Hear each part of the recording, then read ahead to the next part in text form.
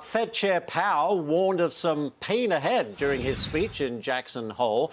Edward Lawrence is there, and he's now joined by President of the Atlanta Fed, Raphael Bostic. Edward, take it away.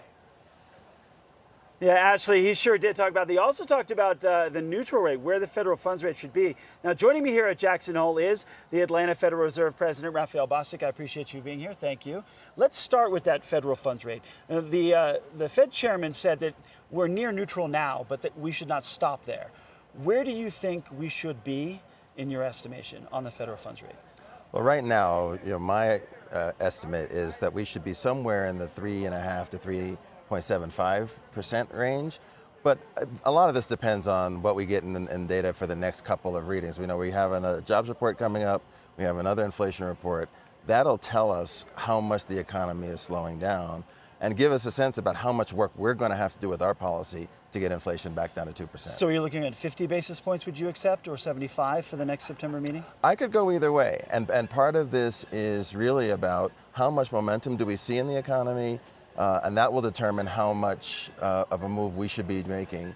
I think we should try to get to that terminal rate as quickly as possible, but we want to do it in an orderly way so that people understand that there is a purpose. We're trying to be purposeful to get to this, and we want to make sure that everybody is comfortable with what we see. The next jobs report is a week from today. Is that the deciding factor for you? It's a combination. So we have the jobs number, but we also have a CPI number that's going to come out, I think, a week before our next meeting. And so the totality of all of those will give me a picture of exactly how much the economy has started to slow down, and where we start to see that a reduction of the imbalance between supply and demand. So the Federal Reserve Chairman, we heard say that there'll be some pain for Americans and businesses with what the Federal Reserve is trying to do. How long do you think Americans need to deal with this pain to get to a manageable inflation rate?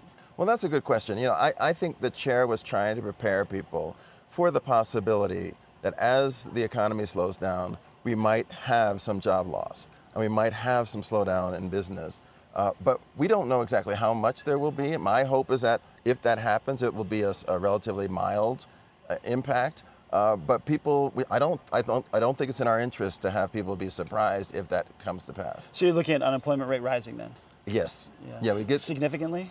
I don't think so. So the models that we've done in our shop say that there are scenarios where unemployment doesn't move, but there are some where they move up to slightly in the high 3s, maybe to 4%. But full employment, by some estimates, is actually at 4% or 3.9. So we're already overshooting in terms of labor market performance. What about economic growth? The forecast is for under 2% through 2024 from the Federal Reserve. Is all the government spending that's coming out, because that contributes to inflation, is the continued government spending working against what you guys are trying to do for inflation as well as the GDP? Well, it's definitely trying to accomplish things other than inflation reduction. But some of those other things are appropriate and needed. I don't really think about that so much. I take that as an input to how we think about policy. I do think that we're going to have aggregate growth that's lower than the long run potential.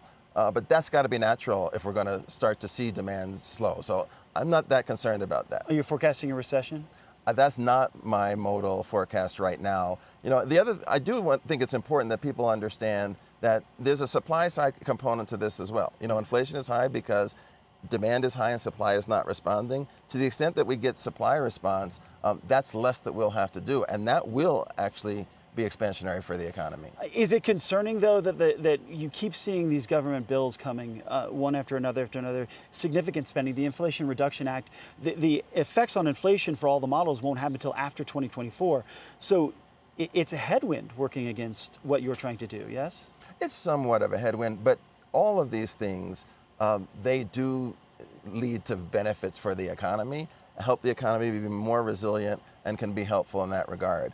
It means we're going to have to probably do a little more, but even with the student loans thing that happened earlier this week, my projection is it's a very small impact, and so we're going to have to do what we have to do, and that's what I'm going to focus on to make sure that we get inflation back in range. In the last 30 seconds or so, you had to focus a lot on the GDP growth going forward. Do you think we can get back to that 3% growth possibly for the United States at some point? I do think that's possible. I think that the bones of our economy are sound.